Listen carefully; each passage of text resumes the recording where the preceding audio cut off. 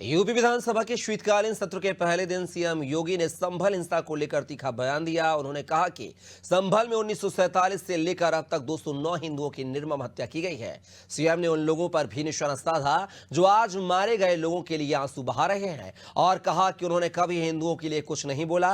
उन्होंने विधानसभा में संभल हिंसा के इतिहास का जिक्र करते हुए इस घटना को लेकर अपनी सख्त प्रतिक्रिया दी है और कहा है कि इस हिंसा में शामिल कोई भी दोषी नहीं बच पाएगा। ये संभल में दंगों का जो इतिहास है 1947 से ही प्रारंभ होता है। 1947 में एक मौत होती है, 1948 में 6 लोग मारे जाते हैं, 1958 में भी दंगा होता है, 1962 में भी दंगा होता है,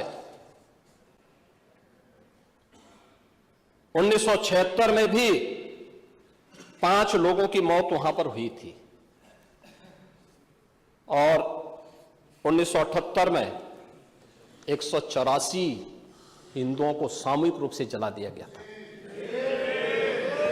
184 हिंदुओं को हत्या हुई थी, हिंदुओं की हत्या हुई थी और जलाया भी गया था और 184 हिंदू मारे गए थे वहां। 184। मैं वही तो कह रहा हूं ना, आप उस सच को स्वीकार नहीं करेंगे, आप उस सच्चाई को स्वीकार नहीं करेंगे और लगातार कई महीनों तक वहां कर्फ्यू था। 1980 में फिर दंगा हुआ था। महोदय, मैं केवल कहना चाहूंगा कि आखिर मैं नेता विरोधी दल से पूछना चाहता हूं कि अगर हमारा कोई पर्व और त्योहार है या किसी का भी है, मुहर्रम का जुलूस हो या फिर कोई भी अन्य मुस्लिम समाज का कोई पर्व और त्योहार का कोई जुलूस, वो हिंदू मोहल्ले से सुरक्षित निकल जाता है, कोई दिक्कत नहीं होती, मंदिर के सामने से भी निकल जाता है, कोई समस्या नहीं होती। लेकिन इस समस्या केवल वहीं पे क्यों खड़ी होती है जब कोई हिंदू शोभा यात्रा किसी मस्जिद के सामने से, किसी मुस्लिम बाहुल्य क्षेत्र से निकलती है, तब क्यों तनाव पैदा हो जाता है? तभी क्यों झंडा लगाने में क्या समस्या आ रही है? क्या भारत की धरती पे केसरिया झंडा नहीं लग सकता? क्यों नहीं लग सकता? क्यों नहीं लग सकता? मैं यही पूछना चाहता हूं, आखिर ये दंगे क्यों किए जाते हैं? आपके संभल में थे शिया सुन्नी का भी विवाद हुआ था। 1976 में पूरा विवाद तो शिया सुन्नी का था। उस समय जामा मस्जिद के कब्जे को लेकर के इसी बात का विवाद था। आप इस सच को धूल मत डालिए उस सच पे। और लखनऊ का शिया सुन्नी विवाद ये भारतीय जनता पार्टी की सरकार के समय ही समाप्त हुआ है। आप लोग तो लड़ाते थे, यहां पे शिया और सुन्नी को भी लड़ाते थे,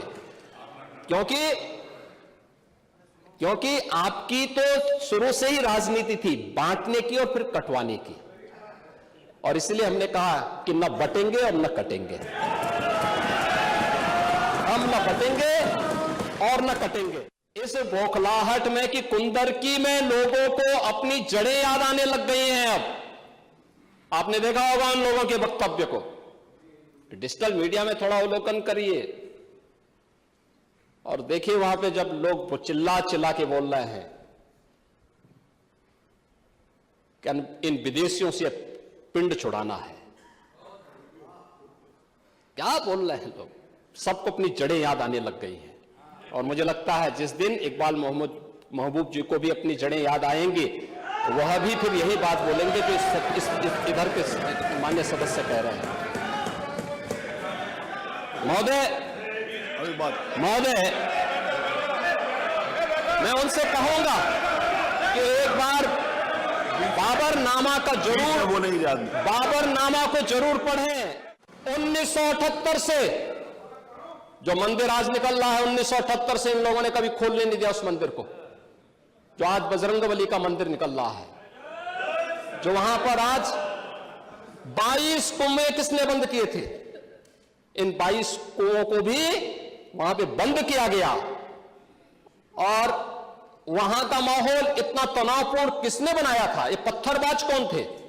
एक भी गिरफ्तारी बिना साक्ष्य के नहीं हो रही है। और याद रखना, जिसने पत्थरबाजी की होगी, जिसने माहौल खराब किया होगा, उसमें एक भी बचने वाला भी नहीं है, एक भी नहीं बचेगा।